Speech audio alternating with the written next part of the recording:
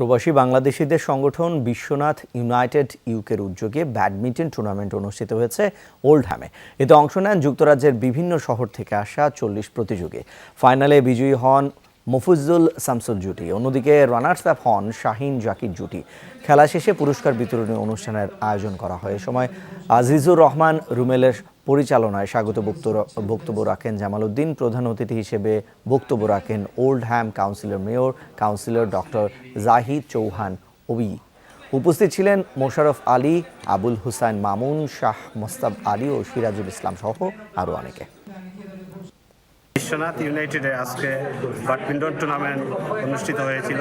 এখানে ইউকের বিভিন্ন শহর থেকে 40টি টিম অংশগ্রহণ করেছে এবং আমরা আশা রাখি বিশ্বনাথ ইউনাইটেডে আগামীতে আরও বড় পরিসরে অন্যান্য টুর্নামেন্ট আয়োজন করব।